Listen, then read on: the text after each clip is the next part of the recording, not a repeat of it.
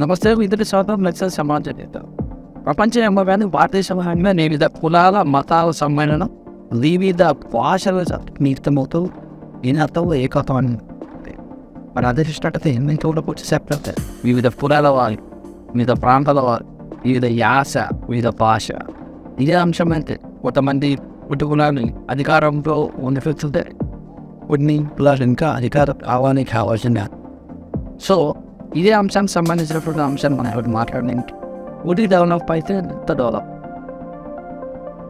ఎందుకు మిషనరీగా ఉంటారో ఎందుకు తిప్పుకోవాలి అసలు ఉత్త అంటే ఏదైతే వైశ్య అనేటువంటి కమ్యూనిటీ ఉందో ఆ కమ్యూనిటీ అనేది మతం కావాలనే మనతో కాదు వ్యక్తి ఎలాకుండా మనవరు గారు మొదటూరు వాసం కష్టమవుతున్నారు. సో చాలా తక్కువ అనుకుంటాం మరి ఈ గుప్తాలు అంటే వైశాస్ పెద్ద విషయాలు పెంచుకోవడం మరి ముందుకు వచ్చి ఐటీని యుద్ధాలు చేయడం అనుకోవడం మరి ఈ కోర్చర్ కాకపోతే మనోహరంగా పుస్తకంతో ఉన్నారు. కొద్దిపూర్ నుంచి వచ్చారు. మరి కొద్దిపూరంగా మనకు తెలుసు అక్కడ వ్యవహారం కడప ఎలా ఉందో అన్ని అంశాలు వాడుతూ ఇస్తుంది. నమస్తే అండి. సో మొత్తం మేము చూస్తే వైశ్య కమ్యూనిటీని మతాన్ని మార్చాలనుకున్నాం చేస్తాం. ఇప్పటికీ మతాలు పోతారు ఎవరి నా మతం పోపది నా దేవుడు పోకూడని 10వ శతాబ్దంలో శివభక్తులు విష్ణు భక్తులు పోతారు. మరి మీరు కొత్తగా ఆర్య వయసు నిష్పోయి మరి ఇన్ని మతం కావాలంటే సార్ నిజానికి ఈ వాదాన్ని నేను ఎందుకు తీసుకొచ్చానండి మీరు కొట్లాడుకోవడానికి కోసం అయితే కాదండి, రాజ్యాధికారం కోసం కూడా కాదు. మా యొక్క కులంలో మా కుల కట్టుబాట్లు అందరికంటే చాలా భిన్నంగా ఉన్నాయి ఇతర కులాలు ఇతర మతాలు. మేము ఎప్పుడు కూడా సౌమ్యవాదమే. సమాజంలో ఎప్పుడు దర్శనాలు కానీ పక్షపాతాలు కానీ చేసిన దాఖలాలు ఆర్యవేషన్లు ఇప్పటివరకు చరించడం లేదు.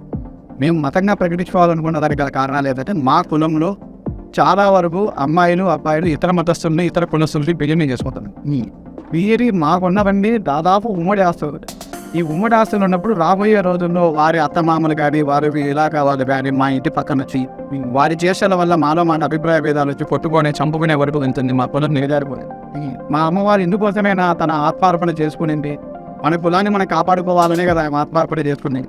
మరి ఈ రోజు జరుగుతున్న సమాజం మా అమ్మవారి విరుద్ధంగా జరుగుతుంది కాబట్టి మా అమ్మవారి నా చేత ఇవన్నీ చేస్తుందేమో అని ఒక విశ్వాసాన్ని నేను నమ్ముతున్నాను. కారణం ఏమంటే మతంగా ప్రకటించుకున్నట్టయితే మా కులం అమ్మాయిని మాతో మా అబ్బాయిలు కానీ తెచ్చుకునేదానికి ఒక విధి విధానాలు ప్రకటించుకునే అవకాశం మాకు కట్టుబాట్లు వస్తాయి. కట్టుబాట్లు అవసరం. ప్రతి కులం ప్రతి దేశంలో ప్రతి మతంలో కూడా ఆ దేశంలో వాళ్ళకు కట్టుబాట్లు పెట్టుకున్నప్పుడు మన భారతదేశంలో మాత్రమే అటువంటి కట్టుబాట్లు లేవు. ప్రపంచంలో సెక్యులర్ దేశం ఏదైనా ఉందంటే అది భారతదేశం. ఈ సెక్యులర్ దేశంలో ఏంటంటే విచ్చలవిడితనం ఎక్కువ. ఏదానికి నో రూల్స్ నో కండిషన్, ఏదైనా మాట్లాడతారు, ఏదైనా జరిగిపోతుంది. ఇది కరెక్ట్ కాదు. కొన్ని విధి విధానాలు మనకు అవసరం ఉన్నాయి అనే ఉద్దేశం మీద నేను అవగాహనతో పూర్తి వివరంగా ప్రజలకు చెప్తున్నాను. అయితే మా సమాజంలో డబ్బు ఉంది కానీ తెలివితేటలు ఆ స్థాయిలో అవగాహన చేసుకునే తెలివితేటలు మా అమ్మవారి వీళ్ళకి ఇవ్వలేదేమో నేటికి కూడా అని ఒక రకమైన బాధలో డబ్బున్న వాళ్ళు తెలియక వాళ్ళు అంటారు కదా. మరి డబ్బున్న వాళ్ళందరూ తెలివి వాళ్ళకి అట్లా అనుకుంటే ప్రతి ఒక్కరు డబ్బు సంపాదిస్తున్నారండి. మాకైతే ఎక్కువ రాజకీయ నాయకులు సంపాదిస్తున్నారు. వాళ్ళందరూ తెలివైన వాళ్ళు అనుకుంటే అవకాశం వచ్చింది వాళ్ళు సంపాదిస్తారు. ఆది అవకాశము మేము నీతి ధర్మంగా ఉన్నాను బట్టి మాకు జరుగుతుంది. తెలివైన వాళ్ళము అనే దాంట్లో అంతగా నేను ఏకమించాను. కొద్దిమంది తెలివిగా ఉంటారు కానీ మిగతా వాళ్ళు కాదు. వారసత్వంగా సంపాదన అనిపిస్తున్నారు కానీ ఇప్పుడున్న తరం వాళ్ళు సంపాదించలేదు అనేది నాకు తెలిసినంత వరకు మా కులంలో చాలా తక్కువ. పెద్దలు ఇచ్చిన ఆస్తులు కాపాడమే ఇప్పుడు గొప్పనను. కానీ దానిలో కూడా పోగొట్టుకున్న వాళ్ళు ఎంతోమంది ఉన్నారు. ఎవరో అక్కడ ఇక్కడ సంపాదించి ఉండొచ్చేమో కానీ వాస్తవంగా అయితే పెద్దల ఆస్తుల్ని వీళ్ళు కాపాడిన వాళ్ళే కానీ ఇప్పుడున్న సమాజం ఆ స్థాయిలో సంపాదించిన వాళ్ళు నాకైతే ఎక్కువ కనపడింది. సో కొత్త కనబడక అవుతే నీకు వచ్చే లాభాలు ఏంటి? మేము కొన్ని విధి విధానాలు చేసుకునే అవకాశం మాకుంది. ఇప్పుడు ఎవరైనా ఒక అన్యమతస్తుల్ని చేసుకున్నట్టయితే మా బిడ్డ ఆస్తుల్ని మేము వాళ్ళకి ఇవ్వాల్సిన అవసరం ఉండదు. వారిని మా మతంలోకి స్వీకరించేదానికి కొన్ని కట్టుబాట్లు పెట్టుకొని మా మతంలోకి కన్వర్ట్ చేసుకొని వాళ్ళకి మేము అవకాశం ఇవ్వచ్చు. అట్లా కొన్ని చట్టం చేసుకునే అవకాశం ఉంది. అయితే ఇవన్నీ కూడా ఏంటంటే యుద్ధాలు ఎప్పుడు డబ్బు కోసమే జరుగుతాయి. అమ్మాయి కోసము, సంపద కోసము, అధికారం కోసం జరుగుతుంది. ఈ మూడిట్లో ఏదో వీటిలో నుంచి కొంతవరకు కొంత కాపాడుకునే దానికి మేము మతంగా ప్రకటించుకున్నట్టయితే కొన్ని రోజుల తర్వాత ఇదే పరిస్థితి ఇంకా కొనసాగినట్టయితే ఆర్య వైశ్య దేశం అని కూడా మేము ప్రకటించుకునే అవకాశం మాకు వస్తుంది. అంటే ఇదే కులాలు ఇప్పుడు ఇస్లాం దేశం ఏర్పడేది ఒక దేశమే 2-3గా విభజించిపోయినప్పుడు ఈ దేశం కూడా 30-40 తునకలు కాదు అనేది ఎవరికి గ్యారంటీ లేదు. అటువంటిప్పుడు మేము కూడా వైశ్య దేశంగా ప్రకటించుకునే అవకాశం 100 ఏళ్ళకి వస్తామేమో. అది రాదు అని ఎవరు చెప్పేదానికి లేదు. రాకూడదని కోరుకుంటాం. రాకూడదు, కలిసిమెలిసే ఉండాలి అనే కోరుకుంటాం. కానీ అటువంటి పరిస్థితి రాకూడదు. అటువంటి పరిస్థితి వస్తే ఏంటి అనేదానికి విధి విధానాలు కావాలి అని నేను పోరాడుతాను. విధి విధానాలు ఇది రాజ్యాంగం ఏ విధంగా అయితే ఈ దేశానికి ఉందో ఆదివేశ కులానికి ప్రతి హిందూ కులంలో ఉన్న ప్రతి కులానికి కూడా విధి విధానాలు కావాలి. ఆ విధి విధానాలు లోబడి మనిషి బతకాలి అని నేను వాదిస్తాను. నా వాదనకు ప్రతి కులం వాళ్ళు కూడా మద్దతు ఇవ్వాల్సిన అవసరం ఉంది. ఆలోచించారు, మద్దతు కాదు, ముందు ఆలోచన చేస్తే అంతిమంగా అల్టిమేట్ అవుట్పుట్ అనేది వస్తుంది. ఆ ఆలోచన ఎవరు చేయడం లేదు. అది నాకు ఎందుకో బాధ కలిగిస్తుంది. కులాలని తీసేయాలి, కులాల అత్తరం పోవాలి, ఎవరి డోడు పిలుచుకోవాలి అని అనుకున్న సందర్భంలో మీరు డైరెక్ట్గా మా కులాన్ని మతం అంటారు కదా, సో ఇది ఎలా చూడాలని చూస్తే సార్ నిజానికి కులం లేదు మతం లేదు అనేవాడు ఎవరంటే అన్ని రకాలు పొంది అన్ని పోగొట్టుకున్న తర్వాత రోడ్డు మీదకి వచ్చి కూడా ఆ పదం వాడు. అంటే బ్రిటిష్ కాలంలో ఎవరు పెద్దవాళ్ళు లేడు.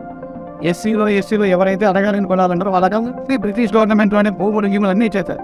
వాళ్ళ భూముల్ని తందనాలు చేసో అమ్మటో అప్పులు చేసో పోగొట్టుకొని ఇప్పుడు మళ్ళీ బీదోనైనా నాకు వాళ్ళ రిజర్వేషన్, నేను బీదోనైనా నాకు ఇల్లు అన్నీ తీసుకుంటావు, మాకు ఏమీ లేదు, కులం లేదు మతం లేదు, వాళ్ళు మాత్రమే మాట్లాడుతున్నారు. కానీ వాళ్ళు ఆనాటి నుంచి అధికారం లేదు, మేమేం మాట్లాడలేదు.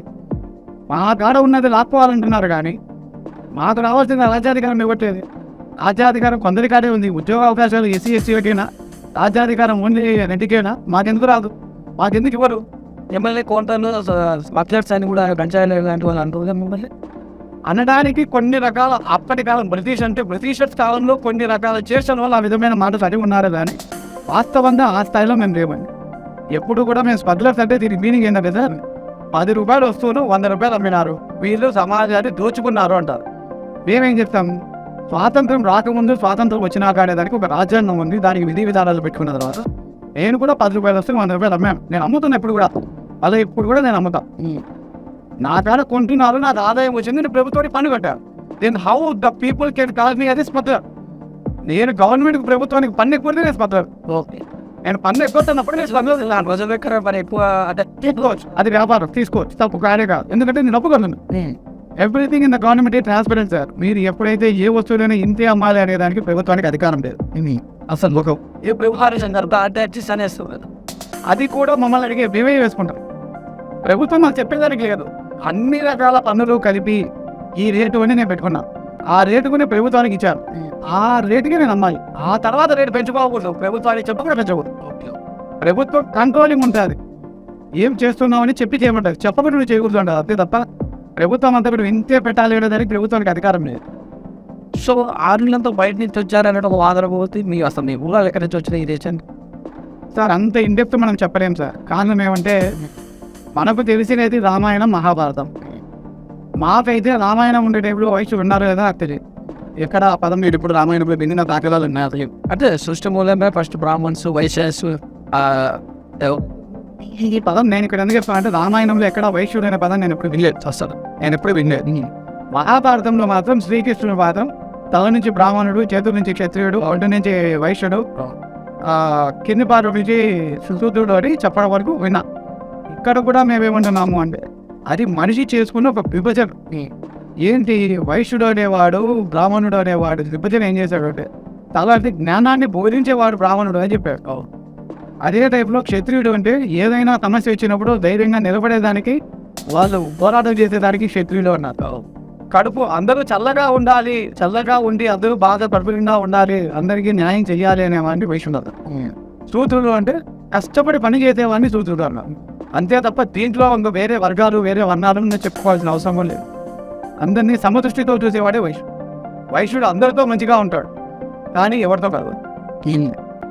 అందరితో బాగా ఉంటాడు, అందరితో కలిసి ఉంటాడు, కానీ ఎవరితో కాదు. ఇది ఐకమత్యం అసలు ఉండదు. మీలో మీకు కూడా ఐకమత్యం ఉండదు. పట్టాలు ఏం చేసుకుంటూ వచ్చిన విషయాన్ని కూడా మాకు ఏమున్నా లేకపోయినా పొగరు అనేది ఎక్కువ ఉంటుంది. అంటే ఆత్మాభిమానం అనేది, కానీ ఇక్కడ గర్వము అహంకారము కొవ్వు అవి టన్నులు ఉంటాయి. కేజీలు ఉంటాయి మా వాళ్ళు. ఎంత అంటే ఒక అడుగు భూమి కోసమో ఒక అడుగు కిటికీ కోసమే కొట్లాడిపోతుంది. ఎంతవరకు అంటే ఆస్తులు పోయేంతవరకు. అంత మూర్ఖులు ఎవరైనా ఈ భూమి మీద ఉన్నారు అంటే మొదట మూర్ఖుడిగా సెట్టి చూపించచ్చు. ఎందుకంటే కొన్ని నిర్వచనాలు కూడా ఉన్నాయి. ఒక సామెత ఏదో ఉంది, ఒక దేవుడు ఏదో ఒక ఊరిలోకి వచ్చినప్పుడు పక్కింట్లో పోయి ఒక సెట్టిని అడిగితే అతను ఏం కోరినాడో దానికి నాకు వెన్ను తెలియదు. అంటే అటువంటి దుర్బుద్ధి. వాడు ఒకటి కొడితే నాకు రెండవు. అవతల శక్తి కొన్ని తెలివైన శక్తి, అతి తెలివిపోయిన శక్తి అంటారు కదా. ఒక శక్తి దేవుడు వచ్చినప్పుడు నీకు ఏ కోరిక కావాలంటే స్వామి నాకు ఒక కన్ను తీసేయని అడిగినాడు. అంటే సరే నెక్స్ట్ వాడు ఏ కోరినాడో నాకు డబ్బులు కావాలన్నాడు. అంటే అంత అతి తిరిగి మాకుంటాడు. త్రీ గోరెడు తలపుట కూడా చెడులో కూడా అంతే. ఆయన మంచి రేట్ ఎట్లా చేసుకోం, మాదైనా మంచి ఎక్కడ చేసుకోం. చెడులో కూడా మాకు ఒక కన్ను పోయిందంటే వాడికి 2 కన్నులు పోవాలనే ఆలోచనతోనే మేము ఆలోచిస్తాం. అంటే అదే ఒకటి వాళ్ళకి హత్య ఎక్కువ జరగదు, ఏ జరిగినా సరే. అంటే మేము ఇతరులతో కలవం కానీ మా ఇతరులతో అయినా కలుస్తాం కానీ మా వాళ్ళతో మేము కలవం. మా రక్త సంబంధాలు అనేది మాకు ఉండవు. అసలు డబ్బు అవును నిజమేనా? తోబుట్టు కమ్మినా సరే, తండ్రి కమ్మినా సరే, తన కడుపు పుట్టిన అమ్మాలన్నా సరే ఖచ్చితంగా లాభం తెచ్చారు. ఏం నమ్మలేరు అని ఒక వార్త నిజమేనే అట్లా అనిపిస్తుందా?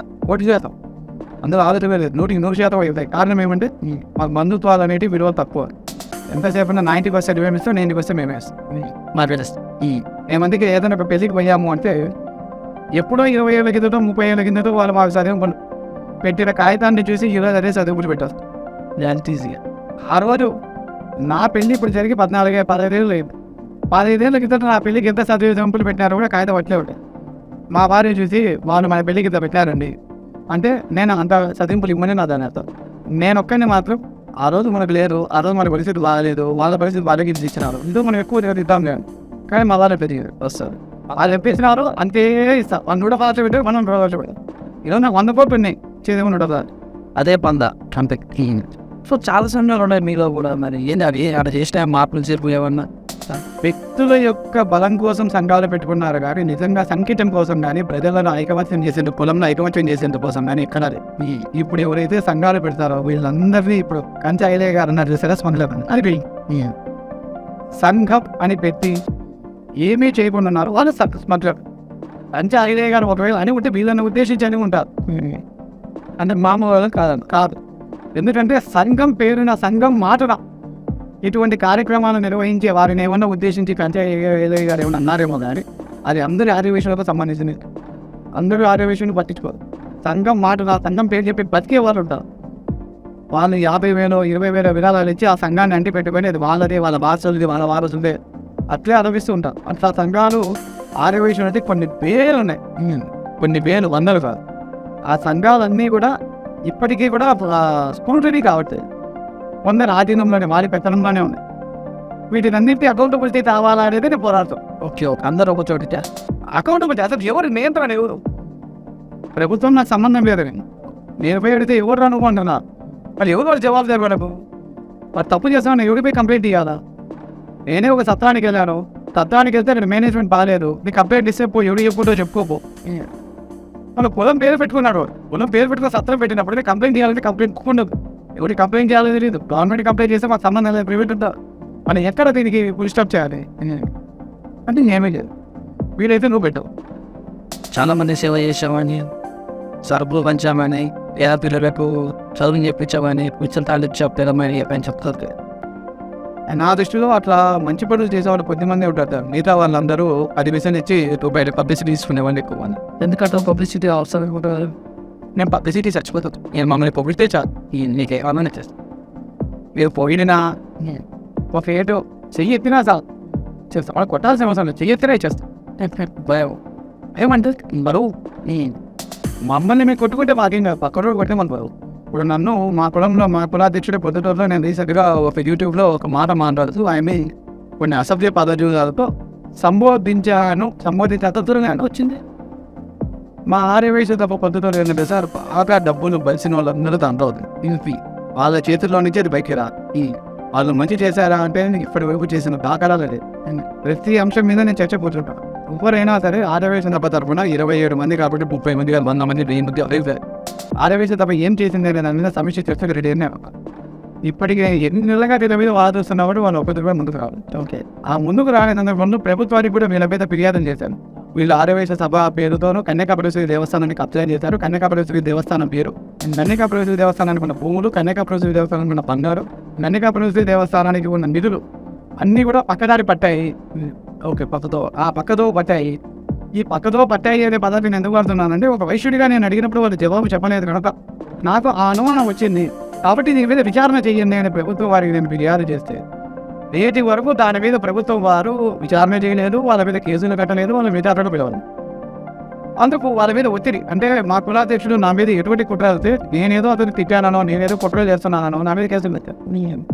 వాస్తవానికి ఆయన ఒక నెలలో నా మీద ఒక మీటింగ్ పెట్టి, ఒక పత్రికా విలేకరుల సమావేశం పెట్టి, గొప్పగా అతని కోటరేనంతా కూర్చోబెట్టి ఒక ఎదవలు సన్నాసులు అందరినీ కూర్చోబెట్టుకున్నారు అక్కడ. కూర్చోబెట్టుకొని ఇంత నమ్ముతున్నారు అనమాట వాళ్ళందరూ. మా వాళ్ళ గురించి నేను చెప్పాల్సిన అవసరం లేదు. మా వాళ్ళ ముఖాలన్నీ ఆడేట్టుకునే ఉంటాయి. వాళ్ళని నేను సంబోధించడం వాళ్ళందరూ కూర్చొని వాడిట్టా వీడిట్టా, వాళ్ళ నాయనిట్టా, వీళ్ళ అమ్మ ఇట్టా, వీళ్ళ చెల్లిట్టా అని రకరకాలు కూతురు వస్తూ కూర్చున్నాయి. పక్కతో పెట్టి చూస్తుంది మొత్తం. వాళ్ళు నేను వాళ్ళని సూటిగా అడిగినదండి, అయ్యా నేనేం తప్పు చేశాను చూపిస్తే నేను ఆశ్రయించాను. ఓకే, దానికి జవాబు చెప్పకుండా ఇవన్నీ మాట్లాడారు. పోనీ మాట్లాడినారు కానీ అనుకున్నాం.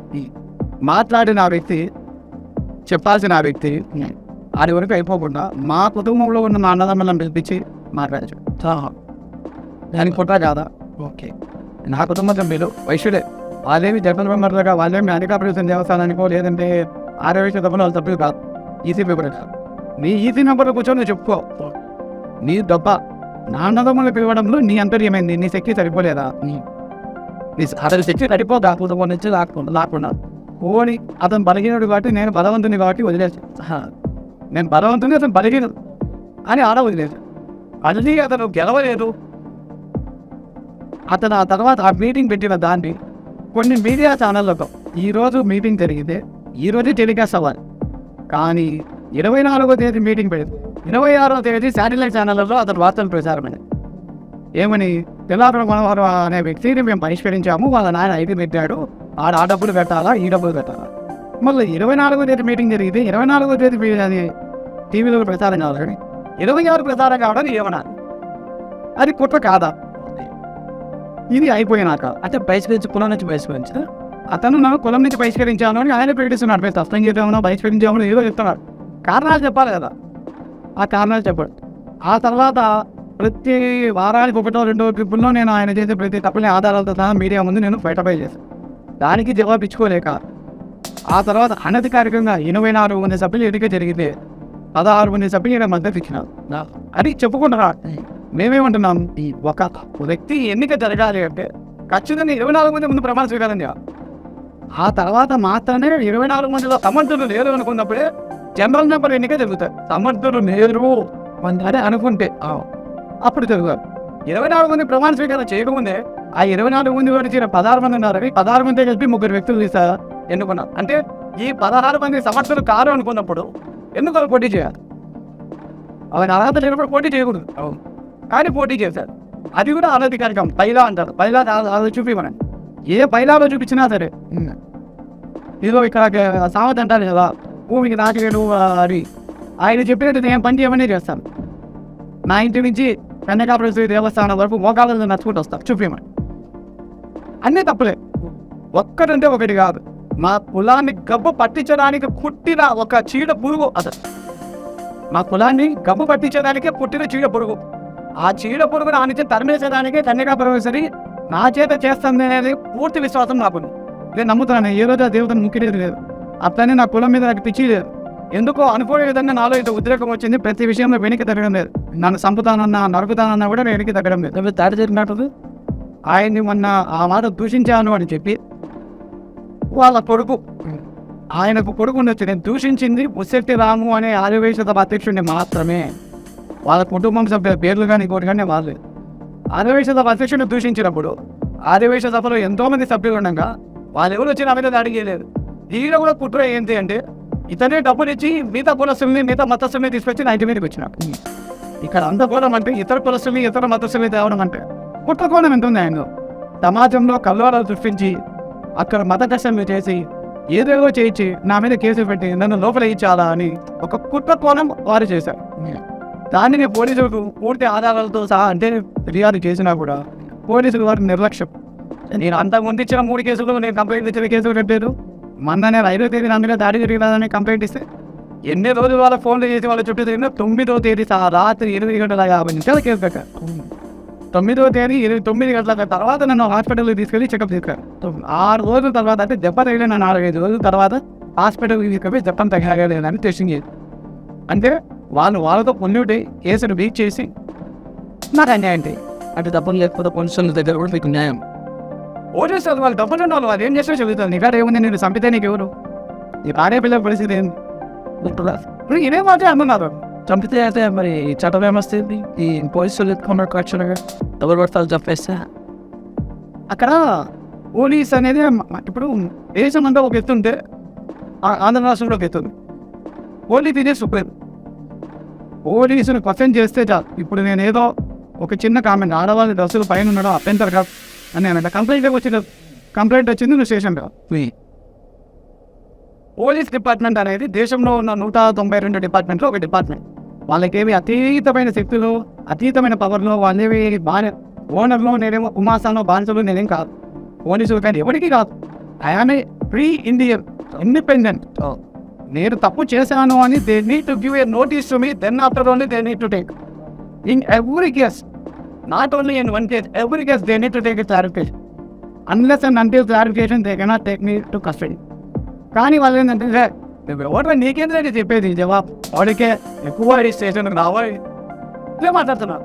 ఎవరు ఇచ్చిన వాళ్ళకి అధికారం నన్ను లోడ్ అనేదానికి కానీ ఇంకోటి అనేదానికి కానీ నేను రాజ్యాంగంలో పోలీసులకు ఇచ్చినారా అట్ట అనేదానికి? ఒకవేళ వాళ్ళనేది ఏదైతే నేను వాళ్ళని ఎందుకు అనకూడదు? వాళ్ళు నన్ను లౌడే అని చెప్పి నేను వాళ్ళంటే ఎందుకు నేరం చెప్పండి పోలీసులు. నేను పోలీసులతో సపరేట్ చట్టాలు ఏమైనా రాజ్యాంగం ఇచ్చిందా? చూపిమన్నాడు పోలీసులు. నన్ను లౌడే అని లౌడీకే బాలని ఎన్ని నా కుర్తా అని రకరకాలుగా నన్ను పోలీసులు నన్ను హింసిస్తాను. అరెస్ట్ స్టేషన్లో ఏం తప్పు చేశానని నన్ను అంటారు. పోలీసులకు ఏ అధికారం ఇచ్చింది? నేను కంప్లైంట్ ఇచ్చిన రోజు ఎందుకు కేసు కట్టలేదు? పోలీసులు జవాబు చెప్పారు. ఏమైనా మాట్లాడితే ఇప్పుడు నా అతిగా మాట్లాడాడు ఎన్ని కేసులు వేసి రౌడీ షీట్ ఓపెన్ చేయండి మీద. ఏమేమంటే వీడికి వ్యతిరేకంగా అనుకూలంగా వచ్చేవాడు ఉన్నాడు, ఎవరు లేడు బట్టి ఎత్తండి వీడిని ఏమంటే ఎన్కోటి నేను వీడి ఇంకా ఆ స్థాయిలో ఆ కొలాటేషన్ కూడా మీకు ఎన్ని కావాలని చెప్పండి ఇచ్చేస్తామని ఎన్కోటి చేయి. వాడు చాలా ఎక్కువ అయిపోయింది, ఎన్కోటి చేయను. దాన్ని ప్రూవ్ చేయలేబట్టి చేయలేము. పోలీసుల వివరాలు జరిగి తెలియదు ఇక్కడ. నేను కేసులు ఇచ్చినప్పుడు నేను కంప్లైంట్ వాళ్ళ మీద ఇచ్చినప్పుడు ఎందుకు కేసులు కట్టలేదు? ఈరోజు 3 నెలలు అయింది, ఒక్క కంప్లైంట్ మీద కూడా ఎఫ్ఐఆర్ లేదు. నేను మీద వాళ్ళు దాడి చేసిన దాని మీద కూడా 100 రాత్రి కట్టారు. నా ఇంటి మీదకి 20 మంది రౌడీ మూకలు అంటే ఒక్క శక్తి వచ్చినాడు, మిగతా వాళ్ళందరూ వేరే కులం. అంటే మా కులంలో లేరా? మా కులం వాళ్ళ చైతన్యం లేదా అంటే మా అధ్యక్షుడు అనుకూలంగా ఒక్క లేడు. ప్రతి ఒక్కరు మాట్లాడే వాళ్ళు ఏమంటారంటే మీ కులాధ్యక్షుడు వెనక ఎంతమంది ఉన్నారు? నా పొచ్చు ఉన్నారు ఒక్కడు అంతే. అతనికి దమ్ము ధైర్యం ఉంటే 1000 మందితో అతనికి అనుకూలంగా ఒక పెరట్ చేయమనండి. అప్పుడు నేను అతను బహిరంగ క్షమాపణలు చెప్తా. మీరేమో వయసుని వారండి వయసునందో అంటే మెసేజ్ వాళ్ళు కత్తులు పట్టుకోవాలంటే వాళ్ళ సమాజం కోసం పోరాడాలని నేను ప్లాన్ చేస్తాను. కానీ మీ వాళ్ళేమో వేరే వాళ్ళని వచ్చి కొట్టిస్తారనేది బాధ. ఖచ్చితంగా ఇప్పుడు వాళ్ళంతే. ఇప్పుడు నన్ను కొట్టాలా అనుకుంటే వీళ్ళు సంఖ్యలు కాలేరా? నేను అసలు నిజంగా నా బాధ ఏంటి ఈరోజు అంటే నన్ను కొట్టాలా అనుకున్నప్పుడు ఇప్పుడైనా నన్ను కొడుతున్నారు కదా, అప్పుడైనా మా వాళ్ళు ఏకవచం అవుతారులే, వీళ్ళందరూ కలిసి నన్ను కొడతారు, ఇప్పుడైనా నా కోసం కలిసినారని ఆనందపడతాను చెప్పుకున్నాను. అక్కడ కూడా ఆనందం కూడా చేశాను. ఎవరు వేరే వాళ్ళు చదువు అంతే కదా, వేరే వాళ్ళని మీకు పౌరుషాలు లేవు. మా కులంలో సిగ్గు లజ్జ మానం మర్యాద అయితే సెట్టేగా. మా తల్లికి అవన్నీ ఉన్నాయి, మాకు లేవు. ఆ తల్లిని మేము ఊరికి పూజిస్తున్నాం, ఆ తల్లి పేరు చెప్పి నేను బతుకుతున్నాం. ఈరోజు నేను పోరాడేది ఆ తల్లి ఎందుకోసం త్యాగం చేసింది. ఆ తల్లి మన ఆత్మార్పణ కుల గౌరవం కోసం మన కుల కట్టుబాట్ల కోసం చేస్తే ఈరోజు ఈ సన్నాసం అందరూ చేసింది ఏంది? ఈ కులాన్ని అమ్మేయడం, ఈ కులంలో ఐకమత్యం లేకుండా చేయడం. అయ్యా చదువులు పెట్టాలి, స్కూళ్ళు పెట్టండి, కాలేజీలు పెట్టండి, హాస్పిటల్ కట్టించండి, ఇల్లు కట్టించండి అంటే దేవుడికి ఎంతసేపు దేవరాలు సాయిబాబా గుళ్ళు కట్టిస్తారు, అయ్యప్ప స్వామి గుళ్ళు కట్టించేస్తారు, కన్యకాపేశ్వరి గుళ్ళు కట్టిస్తారు. గుళ్ళు ఒకటి సరిపోవా? ఒక ఊరికి ఒక గుడి సరిపోదా? ఇది వీరికి పెట్టాలా? ఏంటంటే వాళ్ళకి పెద్ద వ్యాపారం, వాళ్ళకి పెద్ద ఆదాయం. ఆ గుడి పేరు చెప్పి బతకచ్చు. అయ్యప్ప సాంప్రదాయ కేవలం సాయిబాబా మీద పడ్డారు ఈ మధ్యలో. సార్ సాయిబాబా మీద పడ్డానికి ఏదైనా సార్ ఎక్కడ డబ్బులు ఉంటే వీడు శక్తి ఉంటుంది. దేవుడిని సృష్టించే శక్తి ఈ దేశంలో అనేది శక్తి అయ్యో దేవుడు ఇచ్చినాడు, నా కళ్ళల్లో దేవుడు ఇచ్చేసాడు అని చెప్పేస్తే నన్ను నమ్మేస్తారు. ఎందుకంటే శక్తి మంచివాడు కూడా నమ్ముతాడు. ఆ నమ్మకమే మా పెట్టుబడి. అందుకే సాయిబాబా ఉన్నారు. ఇప్పుడు సాయిబాబా అనే అతను షిర్డీలో ఉన్న ట్రస్ట్ హిందువుది కాదు. అదే చెప్తారు, ఆయన మా ముస్లిం అని. నాకు ఇక్కడ ముస్లిం హిందూ క్రిస్టియన్ అని కందవట్ చేయాలి. కానీ మేము ఇక్కడ ఏమంటున్నాం, ఆయన హిందువు కాదు, ఆయన ఏ ఒక్క వైశ్యుడికి మేలు చేసిన బాధలా హ్యాపీగా. ఎందుకు మనం ఆయన గుళ్ళు కట్టియాలి? ప్రభుత్వాలు ఎందుకు వాళ్ళకి మినహాయింపు ఇచ్చాయి? సాయిబాబా దగ్గర ఒక మతమా కాదు. కన్యకాపరమేశ్వరి దేవస్థానాలకు సపరేట్గా మినహాయింపు ప్రభుత్వాలు ఇచ్చాయి అంటే ఒక రీజన్ ఉంది.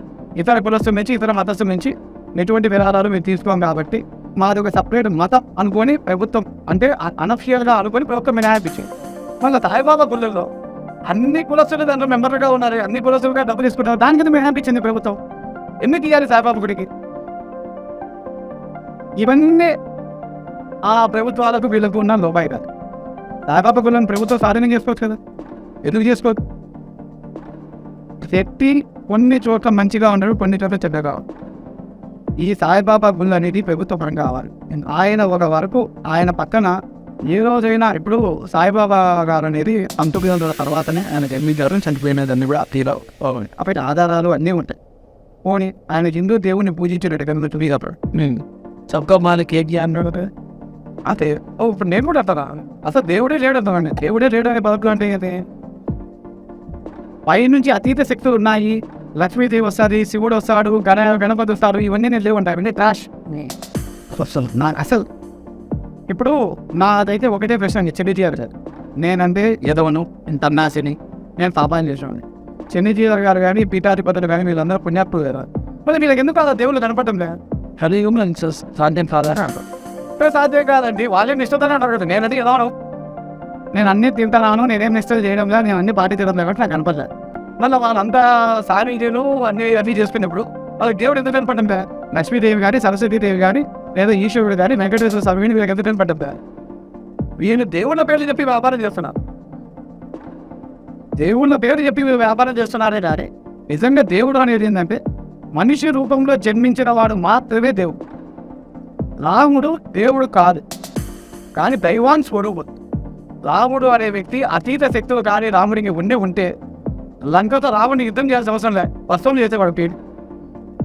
కానీ ఆయన ఎంత కథ చేశాడు, వాళ్ళ అమ్మా నాన్న నుంచి పక్కకు వచ్చాడు, అడవిలోకి వచ్చాడు, అడవికి వచ్చిన తర్వాత ఒక ఆమె చూసింది, ఆ తర్వాత లంకేశ్వరుడు వచ్చినాడు, ఆయన సీతను చూసి తీసుకెళ్ళినాడు, ఆ తర్వాత కొన్ని చోట్ల ఆయన బాణాలతో. ఇక్కడ రాముడి గురించి చెప్పాలంటే కనుక ఒక ధర్మ మార్గాన ఒక సిస్టమేటిక్ అయిన లైన్ని తీసుకున్నాడు కనుక. ఎందుకంటే రాముడి తండ్రి కూడా ముగ్గురు భార్యలు, కానీ రాముడికి మాత్రమే ఒక భార్య. ఏకపత్ని వ్రతుడు అనే ఒక వ్రతాన్ని తాను చేత పట్టాడు కాబట్టి అతను దేవుడయ్యాడు. సో అంతకు మించి ఇంకేం లేదు. అదే సందర్భంలో రావణాసుని చంపేదానికి రాముడు దేవుడైతే ఇంకా కష్టపడాల్సిన అవసరం లేదు. చట్టాలు పోతున్న వరాలు అలాంటివన్నీ అవన్నీ వస్తాయండి, వరాలు లేవు, ఏమీ లేవు. అవన్నీ ఊరికి వీళ్ళు ఆనాటి కాలంలో చెప్పిన కథలు. దేవుడే కల్పితం, దేవుడు అనేది కల్పితం. మన కళ్ళకు కనిపించిన వ్యక్తి మాత్రమే దేవుడు. శ్రీరాముడు పుట్టినాడు, ఈ నెలలో సాక్ష్యాలు ఉన్నాయి, బాణాలతో చంపినాడు.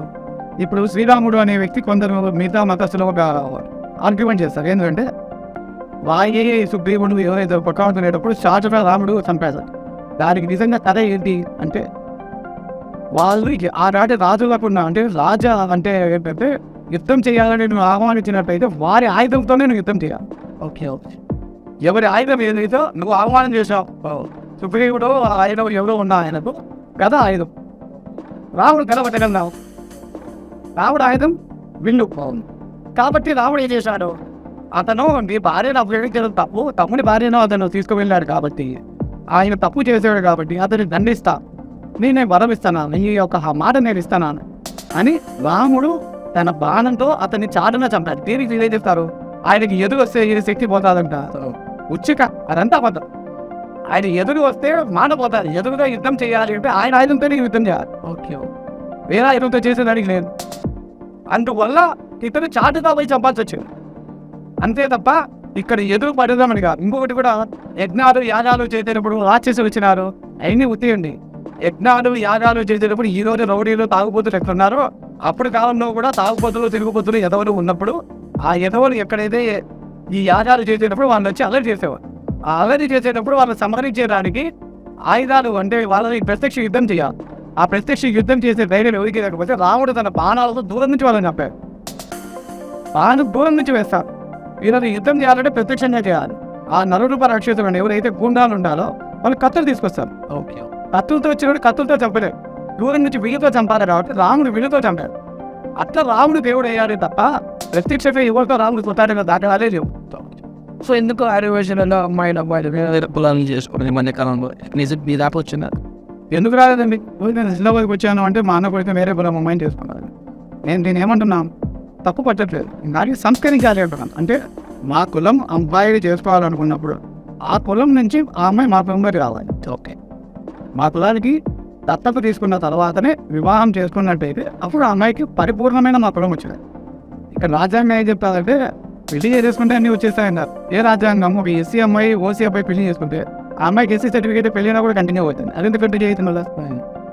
ఇది ఎట్లా అంటే అనుకుంటే ఎట్లా అనుకోబట్టే ఇట్లా అవసరానికి అట్టు అవసరానికి ఇటు మేమేమంటాం everything must be transparent. Okay, మొత్తం ఏదైతే ట్రాన్స్పరెంట్ మీదే చేసుకున్నాం. మేము పెళ్లి చేసుకున్నారు అది అబ్బాయి వైపు వెళ్ళాలంటారా మీరు అమ్మాయి వైపు వెళ్ళాలి, ఆ ఛాయిస్ ఇద్దరికి ఇవ్వండి. నువ్వు ఆ పక్కకి వెళ్తావా వాళ్ళు ఈ పక్కకు వస్తావా మీరు ఏదో ఒకటి చేసుకోండి, ఏదో ఒక సైడ్ అంతే. ఏదో ఒకటికి ఉండాలి. నీకు అమ్మాయి కావాలనుకున్నప్పుడు ఇక్కడ వదులుకో, అసలు వదులుకో, అందాలను వదులుకో. ఇలా సమస్య వచ్చింది డబ్బుతో సార్. ఇలా మాకు మిగతా వాళ్ళకి అందరికీ వచ్చే పదార్థాలు ఏంటంటే ఆర్యవైశ్యులకి ఉమ్మడి ఆస్తులు చాలా చోట్ల ఇరుగు పొరుగు రాసి అట్లే ఉంటాయి. ఇతర కులాల మాదిరి మాకు అని పక్క పక్కనే రైలు పెట్టుకుని మాదిరి ఉంటాయి. మా ఇల్లు ఒకే ఇల్లు నలుగురికో ముగ్గురికో బాధలు ఉంటాయి. అట్లాంటి చోట వాళ్ళు వచ్చి వాళ్ళత్త మామూలు వీళ్ళత్త మామూలు వచ్చి బాధ కొట్టాలి మేమైనా కొట్టాలి. అందుకు మేమేమంటున్నాం, మీరు అమ్మాయి కావాలా మా అబ్బాయి ఇష్టపడినా తీసుకోండి, ఆశలు వదిలేసాయి మేమే ఇచ్చేస్తాం. మేము రాణించుకుంటాం అని చేస్తాం, ఆశలు ఇవ్వం. అట్లా ఒప్పుకోరు. మాది అక్కడ కావాలా ఇక్కడ కావాలి. ఇది కొట్లాట. ఇది మంచి తన కాదంట. ఉద్యోగం మంచిగా ఉండాలి. నీకు అమ్మాయి ఇష్టపడినప్పుడు వదిలేసాయి. నువ్వు వెళ్ళిపో. నువ్వు మా వారికి మీ కావాలంటే పిలుస్తుంటా వస్తుంటాం, ఇష్టమైతే పిలుస్తాం లేకుంటే నువ్వు ఆస్తులు వదిలేసుకుంటే మంచిగా ఉంటుంది. ఆస్తులు వదిలిపో, అన్నీ మాయే. సో మీరు మాట్లాడుతూ ఆర్యవైశ్యులకు ఒక గురువు కావాలి, సాధ్యమవుతుందా? అందరూ ఒక మాట చెప్తే స్టేజ్ వస్తుంది అట్లా ఖచ్చితంగా వస్తుందండి. రాదనేది ఏం లేదు, ఏది అసాధ్యంగా. ఇప్పుడు గురువు అనేది ఒకటే సార్. స్కూల్ ఉంది, స్కూల్లో గురువు చెప్పింది మేము వింటున్నామా లేదు. ఇట్లనే ఇక్కడ కూడా ఏం జరగాలి అంటే ఆర్యవైశ్యులు స్కూళ్ళు పెట్టినట్టయితే ఒక విద్యా విధానాన్ని ప్రవేశపెట్టి ఆ విద్యా విధానం ద్వారా సంస్కరణ అనేది సాధ్యం. ఒక్క రోజునో రేపు రోజు కూడా ఇది రాదు. సంస్కరణ అనేది ఫలాలు పొందాలి 10 సంవత్సరాలు, 10 నుండి 12 సంవత్సరాలు. ఈరోజు ఈ స్కూళ్ళలో మా హిందుత్వం మా కులాచారాన్ని మేము ప్రకటించుకుంటూ చెప్పుకుంటూ మా పిల్లల్ని మేము నెక్స్ట్ తరంని జనరేట్ చేస్తే ఆ నెక్స్ట్ తరంలో మార్పు అనేది సాధ్యం. ఈ రోజే వస్తుందని నేను చెప్పాను. మీ 12 ఏళ్ళ తర్వాత ఆ మార్పు గ్యారంటీ వస్తుంది. అది రావాలి అంటే 12 ఏళ్ళు వస్తుంది. మా పిల్లవాడిని ఎప్పుడు చదివిస్తాం స్కూల్లో? 3 ఏళ్ళ తర్వాత. అంటే వారికి 15 ఏళ్ళ వయసు వచ్చేటప్పటికి అవగాహన వచ్చేస్తాం. ఏంటి పొడవు ఏదో రకం. ముస్లిమ్స్లో క్రిస్టియానిటీలో ఇటువంటి సిస్టమ్ ఉన్నప్పుడు మనం ఎందుకు పెట్టుకోవాలి? మనకి హిందూ స్కూల్ బేసిక్గా లేదా every education in the India is not Hindu. ఇవన్నీ పాశ్చాత్య. ఈడ హిందూ కల్చర్. ఇప్పుడు నేనే నా బిడ్డను ఉన్నాను, నేను సూర్యాసంలో చదివించినప్పుడు ఆ స్కూల్లో ఎందుకు చేయించారంటే ఆటల పరమనే చెప్పి. ఆ తర్వాత అక్కడికి వెళ్ళిన తర్వాత బొట్టు తీసేయాలా, కమ్మలు తీసేయాలా, పూలు పెట్టుకోవద్దు, పెచ్చలు తీసేయాలా. కొన్ని రోజుల తర్వాత నాకే అనిపించింది, ఏంది నా బిడ్డని ఏది లేకుండా ఏంది పెట్టున్నాడు. డాడీ తీసేయమన్నా డాడీ నాకు ఇప్పుడే హాయిగా ఉంది డాడీ అంటే. అంటే ఇంకొక రోజుల తర్వాత నాకైతే బాగుందంటారు. అంతే కదా, అలవాటు అయిపోతుంది. ఎక్కడ కూడా అక్కడే ఆలోచన చేసి వేరే దెబ్బ తింటాను ఇది ఎక్కడో అనుకోండి. వెంటనే కూడా ఆ స్కూల్ మానిపించేసి వేరే స్కూల్. ఇప్పుడు కమ్మలున్నాయి, వస్తుంది, పూలున్నాయి, గజం అన్నీ ఉన్నాయి. ఆ స్కూల్లో చెప్పేసారు. నేను దాన్ని ఆ సిస్టమ్ని తీసుకొస్తే సంస్కారం నేర్పించే స్కూల్ కావాలి. సంస్కారం నేర్పించే స్కూల్, ఆ సంస్కారవంతమైన స్కూల్ వచ్చినట్టయితే విద్యా విధానం చాలా పటిష్టంగా ఉంది. అది రావాలి, అది వస్తుంది, తెస్తాను కూడా. సో మీరు ఆ వైపు వాళ్ళు, కానీ మీ వాళ్ళలో ఎక్కువ మంది జర్మనీ పర్యాటకం తీసుకుంటూ వృద్ధాశ్రమాలు ఇస్తున్నట్టు కూడా ఉంది. ఇది తీరలేదు. బట్ ఇది ఎందుకు అలా జరుగుతుందంటే సార్, ఎక్కువ శాతం మా పూర్వం నుంచి పెద్దలందరూ నేర్పించేది తప్పు కూడా విలువలు ఏంటంటే ఇది చెప్పే చేశారు. విలువలు మనతో కనీసం నేను నా బిడ్డకు నేర్పించేది పుట్టినరోజు వచ్చింది అంటే నా కాళ్ళకి దండం పెట్టాలని నా మరి నేను దండం పెట్టామని నేను ఆశీర్వదిస్తాను. అట్లా ఎంతమంది పెట్టేవాళ్ళు ఉన్నారు ఎవరి కాలం ఇవ్వండి. ఈ స్కూల్కి వెళ్ళి చెప్పేవాడిని, మేడం మేము ఇంట్లో చెప్పలేకున్నాం, మీరన్నా చెప్పండి స్కూల్లో దండం పెట్టాలి దండం పెట్టే కదా. అది స్కూల్లో సిలబస్లో లేదండి, మేము ఎట్లా చెప్పాం. సిలబస్లో ఉంటేనే చెప్తాం, సిలబస్లో లేదు బట్టి మేము చెప్పమంటే మీరు ఏం చేయాలి నేను ఇప్పుడు సంస్కారం అనేది కూడా సిలబస్ కావాలంటున్నా. ఇక ఆ దుస్థితిలో ఉంది కాబట్టి ఇట్లా వచ్చింది. ఇప్పుడు మాకు ప్రేమలు లేవు, ఆప్యాయతలు లేవు కాబట్టి నన్ను చదివించే దానికోసం అని చెప్పి 10th అయితేనే లేదా 8th అయితేనే 6th అయితేనే హాస్టల్లో వేసేస్తాను. మేము చదువుకుంటాం కమర్షియల్.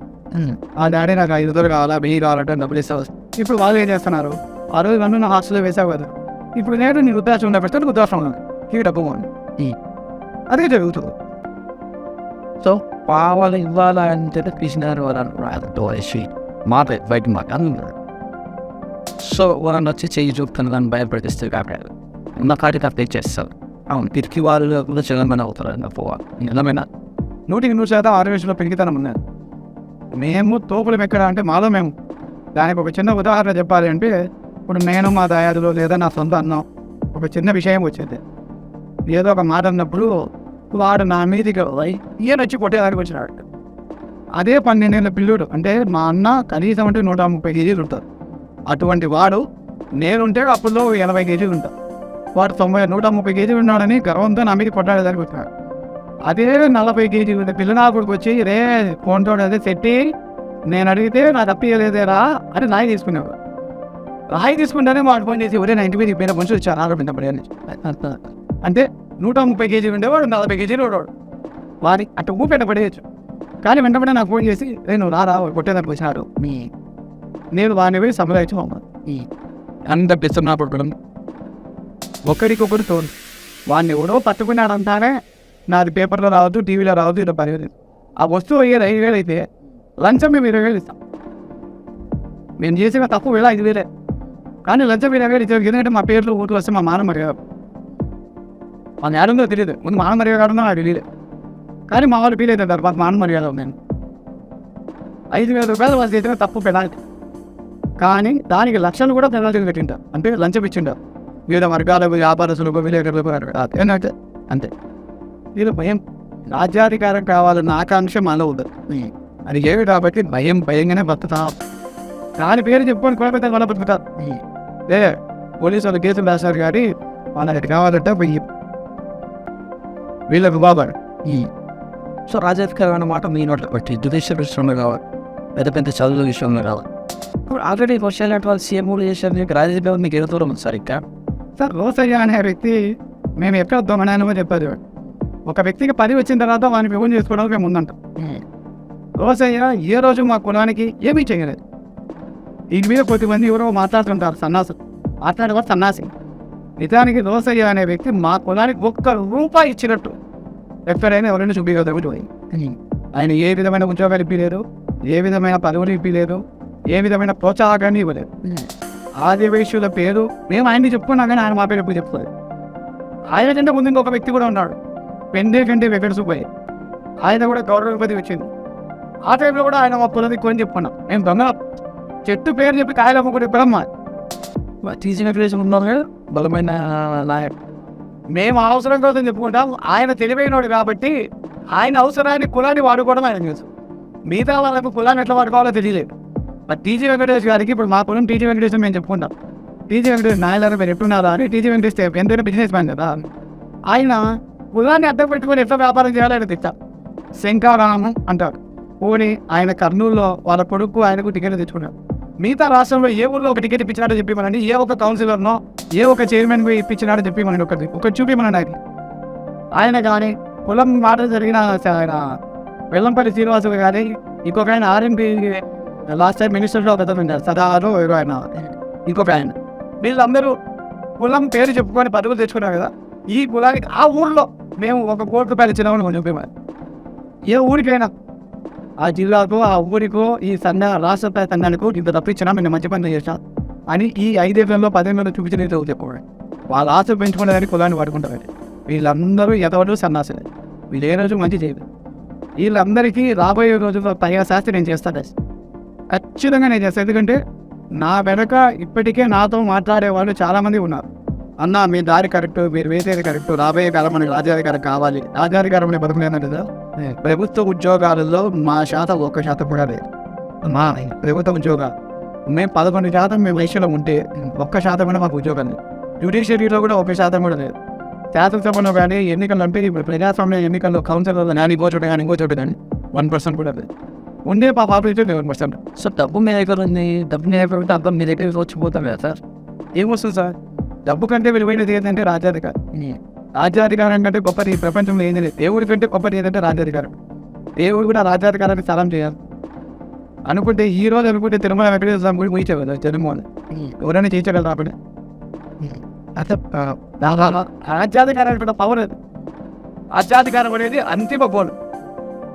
అంతిమ గోల్ మేము కూర్చోవాలి. తిరుమల తిరుపతి దేవస్థానం ముయ్యడమని కాదు దాన్ని, అంటే అనుకుంటే రాజ్యాధికారానికి ఉన్న పవర్ ఏంటి అనేది నేను చెప్తున్నా. ఓకే, అంతే తప్ప ఇక్కడ వివాదాస్పద వ్యాఖ్యలు కాదు. రాజ్యాధికారంలో మేము కూర్చుంటే మాత్రమే మాకు ఉద్యోగ అవకాశాలు పెరుగుతాయి. ఎల్లకాలం ఒక సామాజిక వర్గాలు కదా మాకెందుకు రాదు. మేము ఈ దేశంలో పుట్టలేదు, ఈ దేశం కోసం త్యాగా చేయలేదు. మేము ఈ దేశంలో ఎకానమీకి మీకు కాంట్రిబ్యూట్ చేయలేదు. ఈ దేశంలో అత్యధిక కాంట్రిబ్యూషన్ చేసిన సామాజిక వర్గం ఏదైతే ఉందో మేమే. కానీ మాకు రాజ్యాధికారం లేదు. ఎప్పుడు స్ట్రాటజికల్ రిపోర్ట్స్తో నేను కూర్చుంటా. అవుతారు ఎవరైనా నాతో చెప్తే కలపనండి. మేము ఎన్ని బిజినెస్ చేశాను, మేమైతే గవర్నమెంట్కి కాంట్రిబ్యూట్ చేస్తున్నాం అనే దాన్ని కూడా నేను కూర్చోను. ఏ కుల వ్యక్తులైనా నాతో చర్చపోదు. నేను ఈ సందర్భంలో నేను ఎక్కడైనా వివాదాస్పద వ్యాఖ్యలు చేసి ఉంటే, ఎవరి మనోభావాలు దెబ్బతిన్నా కూడా ఖచ్చితంగా నేను బహిరంగ క్షమాపణ చెప్తా. వాళ్ళు దాన్ని నిరూపిస్తే ఓకే, నేను చెప్పేందుకు సిద్ధం. నాకు ఎటువంటి భావజాలం లేదు. నేను ఈ సమాజంలో కలిసిపోయేదానికి పుట్టాను. నాకు తప్పులు కావాలంటున్నా కానీ మీరు వేరు నేను వేరు అని చెప్పడం లేదు. మీ ఇంటి వరకు మీ కులం, నా ఇంటి వరకు నా కులం. బయటికి వచ్చినప్పుడు మన అందరం ఒకటే. ఈ ఇండియాలో ప్రతి ఒక్కరికి అందరితో పనులు ఉంటాయి. వ్యాపారం చేసుకునేటప్పుడు అందరూ కావాల్సింది. కాబట్టి కులం అనేది నా ఇంటి వరకే. సమాజానికి వచ్చాక కదా ఐఎమ్ ఇండియన్. నేను ఇండియన్గానే బతకాలనుకుంటాను. కానీ నా ఇంటి వరకు వచ్చేటప్పటికి నాకు శాంతి భద్రతలు కావాలి. ఈరోజు నా మీద దాడి జరుగుతాయి, పక్క కులాలు పక్క మతాలు, నా కులం అని చెప్తాను. ఇండియన్ గవర్నమెంట్ నన్ను కాపాడాలి. That is the government rule to protect me. ఆ ప్రొటెక్షన్ ఈరోజు గవర్నమెంట్ చేయట్లేదు అనేది నా బాధ. నాకు ఈరోజు ప్రాణాపాయ స్థితి ఉందన్నా కూడా రక్షణ కల్పించే పరిస్థితుల్లో ప్రభుత్వం. నువ్వు కారుకూతలన్నీ కోసం మేము రక్షించాలన్నా అంటున్నా. అంటే వాక్ స్వాతంత్రంలో భాగంగా నాకున్న బాధను నేను వ్యక్తీకరించకూడదా? అట్లా వ్యక్తీకరిస్తే నీకు ప్రొటెక్షన్ ఇవ్వము అని రాజ్యాంగంలో రాసి ఉంటే then I will take private protection. ఆ క్లాస్ చూపిస్తే నేను ప్రైవేట్ ప్రొటెక్షన్ తీసుకుంటాను. చూపివ్వండి. ఏ గవర్నమెంట్ ఇస్తారో చూపివ్వండి. That must be applicable for everyone in the India.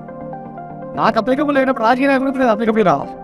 Same water ఎవరైతే విద్వేషాలు తెచ్చగొడతారో, అన్పార్లమెంట్ ఓట్స్ వాడతారో, బీపీలు వచ్చి కొడతారో, ఆ రాష్ట్రంలో ఉన్న బీపీ వచ్చి అభిమానులు కొట్టారు. మా ఆర్యవైశ్య సభకు అధ్యక్షుడు కూడా అభిమానులు ఉన్నారు. వాయిప్పను సమర్థిస్తూ ఒక్కడు మాట్లాడేవాడు లేడు ఈ భూమి మీద. ఆర్యవైశ్యుల్లో సంబంధించి ఒక్కడి భూమి మీద ఉండే ఏ ఒక్క ఆర్యవైశ్యుడు కూడా అతనికి సమర్థిస్తూ మాట్లాడేవాడు లేడు. దాడి అతనికి అభిమానం ఉన్నారు. అతనికి ఉన్న అభిమానం వచ్చి నన్ను కొట్టారంట, బాధపడినారు. పక్క కూడా అభిమానులు అంటే మా లోపల లేదు. సో అంతేగా ఏం చెప్తాం మీ జాతి? ఇప్పుడు మన జాతి మొత్తం ఐకమత్యం కావాల్సిన ఆసన్నమైంది. ఐకమత్యం అయితే తీరాల్సిందే. రాబోయే కాలంలో మనం ఐకమత్యం కాలేకపోతే మన జాతి మనుగడ చాలా కష్టం. మనం ఇప్పటికే చాలా డబ్బుల రూపంలో మన కాడ ఉన్నాయే కానీ ఇంకా రాబోయే రోజుల్లో ఈ డబ్బులు కూడా మన కాడ ఉండవు. ఎందుకంటే మనకున్న భూములు కానీ, మనకున్న ఇల్లులు కానీ ఇతర వర్గాలు దౌర్జన్యంగా ఆక్యుపై చేసుకున్నాం. మనం ఏమీ చేసి స్థితిలో మన కుల పెద్దలు కూడా మనకు దగ్గరించే వాళ్ళు లేదు. వాళ్ళకి మనలో ఐకమత్యం లేదు. మనమే మన తోబుట్టులతోనో మన అన్నదమ్ములతోనో మాట్లాడే పరిస్థితుల్లో లేనప్పుడు ఇతరులు మనల్ని చులకన చేసి మాట్లాడతారు, చులకనగానే చూస్తారు. కాబట్టి మనందరం సంకటం కావాల్సిన సమయం ఆసన్నమైందని ఆర్యవైశ్యులందరూ కూడా ఐకమత్యంతో ముందుకొచ్చి రాజ్యాధికారం కోసం నాకు రాబోయే రోజుల్లో పాదయాత్ర చేయాలన్న ఒక సంకల్పం అయితే ఉంది. ఎక్కడి నుంచి పాదయాత్ర మొదలు పెట్టాలన్నది లేదు అన్న ప్లానింగ్లో ఉన్నాను. కానీ చాలామందితో మాట్లాడిన తర్వాత పాదయాత్ర రూపంలో ఉప్పెనగా మనందరము ఐకమత్యంగా చేసుకోగలిగితే రాజ్యాధికారం మనల్ని కాదని ఎక్కడికి పోదు. ఎందుకంటే ఏ పాత ఊరైనా మనదే. ఏ ఊరికి వెళ్ళినా మెయిన్ బజార్ అంటే సెట్టి పక్కన ముస్లిం మాత్రమే ఉంటాడు. మనము వారమై కలిసాము అంటే ఈ అధికారం మనల్ని కాదని ఇంకెక్కడికి వెళ్ళదు. ఏ సామాజిక వర్గానికి కూడా రాదు. కలవాల్సిందే మనము ముస్లింలే. మనం వేరు కాదు. వారు మనము మన దేశ కింద మాత్రమే కొట్టాడుకున్నాము. ఇప్పుడు ఎటువంటి మనకు వారికి భేదాలు లేవు. ఇప్పుడు మన ఇద్దరు కలిసిపోయామంటే అధికారం అండి. ఆదివేశులు అందరూ ఆలోచించుకోవాలి. ముస్లిం పెద్దలు కూడా ఆలోచన చేసి ఒక అడుగు వాళ్ళ నుంచి 2 అడుగులు మా నుంచి పడి ఇద్దరు కలిసిపోయినామంటే రాజ్యాధికారం మా ఇద్దరికి వస్తుందని నేను ఆదివేశులకు ముస్లిం పెద్దలకు పిలుపునిస్తున్నాను. ముస్లిం పెద్దలు కూడా ఆలోచించి ఈ విషయంలో ఒక అడుగు ముందుకేసి సఖ్యతకు నాన్ని పలకమని ముస్లింలని కోరుతున్నాను. ఎందుకంటే మేము భయంతో పుట్టిన వాళ్ళు, మీరు ఒక కమిట్మెంట్తో ఉన్నవాళ్ళు. కాబట్టి మీరు ఒక అడుగు వేసి నా విజ్ఞప్తి మా కుల పెద్దలు రాష్ట్రంలో కానీ ఏ ఊర్లో ఉంటే ఆ ఊర్లో కుల పెద్దలకు వెళ్ళి మనం కలిసిపోదాము, రాజ్యాధికారాన్ని మనం కలుపుకొని మన ఇద్దరు పంచుకుందాము అనే ప్రతిపాదన ముస్లింలు చేయమని ముస్లిం పెద్దల్ని నేను వేడుకుంటున్నాను. అందుకు కుల పెద్దల ఆర్యవైశ్యులు కూడా అంగీకరించి వారితో స్నేహభావంతో ముందుకు వెళ్దామని నా యొక్క విజ్ఞప్తి. కలుపుకున్నట్టయితే రాజ్యాధికారం వస్తుంది. ఇతరులకు మనం చెడు చేయరాదు, కానీ మన రాజ్యాధికారాన్ని పొందుతూ ఇతరులకు మంచి చేయాలి. అదే మన తల్లి మనకు నేర్పింది. ఆ తల్లి యొక్క బాటలో మనం అందరం పయనించాలని నేను కోరుకుంటున్నాను. So thank you sir, thank you very much Dillakula Manohar garu. మీ జాతి కోసం నేను మతంగా మారాలని, మీకు రావాల్సిన హక్కులు, మీకు రావాల్సినటువంటి రాజ్యాధికారం గురించి కూడా చెప్పే ప్రశ్నించారు. మరొక అంశంతో మరోసారి అందరూ చూసినట్టయితే లక్ష్యం సమాజం నేను